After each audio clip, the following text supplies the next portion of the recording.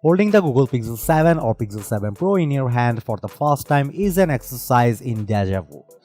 If last year's phone marked a total overhaul for Google's hardware philosophy, right down to the chipset powering it, these devices are designed to carry that legacy forward.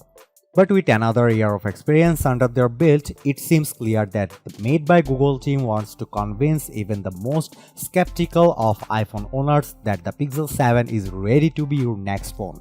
And honestly, they might be right. Visually, the most significant change here is the redesigned camera bar.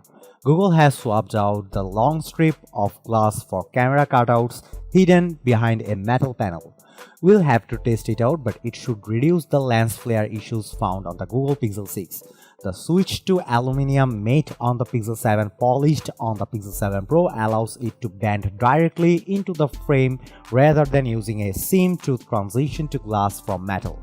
It's a sharp design reminiscent of some of the most recent Galaxy S devices. It's not only the difference, though. If you ignore the lack of a telephoto lens on the smaller model, it's a little more difficult to tell each phone apart from the back, as Google has given the Pixel 7 similarly sized forehead spacing above the camera bar. The two-tone design is also gone, with the aluminum frame substituting as an accent color for the back glass. These are all subtle changes, really only noticeable if you are comparing the two generations to each other, but they go a long way. Internally, the biggest change here is the move to Tensor G2, and while it will undoubtedly yield some level of performance gains over last year's phones, that's not what Google's interested in here. The company is doubling down on its AI effort, and although many of these features debuted with the first-gen chipset, they are better and faster than ever.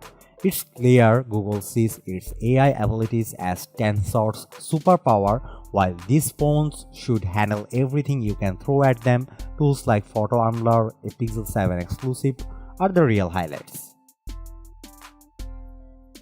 After a year of rumors that the Pixel 6 Pro would either launch with Face Unlock or receive it in an OTA update, it's finally here on both Pixel 7 Pro and its smaller sibling. It's just relying on the front-facing camera, which might be disappointing news for Pixel 4 owners looking to upgrade. I ran into some difficulty setting it up too. No matter how many times I looked up, it couldn't get a good look at me. Thankfully, it let me through installation anyway.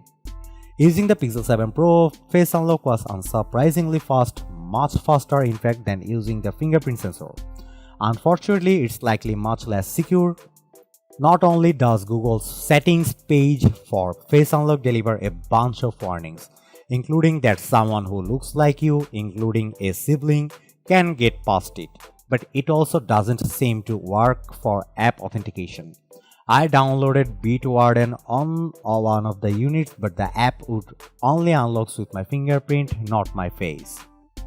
Speaking of the fingerprint sensor, I also had a chance to try it out on the both phones, and at least anecdotally it felt faster. I held the Pixel 6 and Pixel 7 next to each other to unlock, and the newer hardware got me to the home screen fast. It's still not as fast as some ultrasonic sensors or the rear mounted scanners of your, but from what I can tell, it's definitely an improvement. Both the Pixel 7 and 7 Pro Sport improved cameras over the previous generation, though most of the improvements come from software features.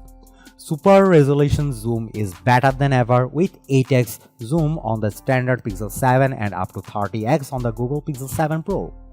Both phones also support a 2x optical zoom equivalent by cropping the main 50 megapixel sensor, just like last year. The front-facing camera is also improved this year, featuring a larger sensor for improved nighttime selfies. Google also says that telephoto and ultra-wide lenses on the Pro have been upgraded from the Pixel 6, delivering better photos from both far away and up close with macro photography. We'll have to wait and see what these cameras are truly capable of, but in my very limited testing, Google's new tools seem promising. I have got some seriously shaky hands, which should render the 30x super res zoom on the Pro basically useless to me. I am putting it lightly when I say Google's AI trickery to reduce camera shake when zoomed in blew me away. It's unlike anything I have ever seen on a phone. Final impressions on how 30x photos actually turn out will have to wait, but if you are trying to frame a shot, this makes a huge difference. I also gave some of Google's new video tools a shot, including active stabilization and cinematic mode. Like with Super Res Zoom, the Pixel 7 Pro did a great job reducing camera shake while I was filming, and shifting between focus in cinematic mode was quick and easy. I'll have to get out in the wild to really test all of the Google's camera tools, including that improved night sight and of course photo blur. I am also super curious to see how the actual quality of captured video holds up, as Google promises it's better than ever on this year's phones with 4K 60fps across all cameras. As impressive as that stabilization was, that doesn't necessarily translate to industry-leading quality.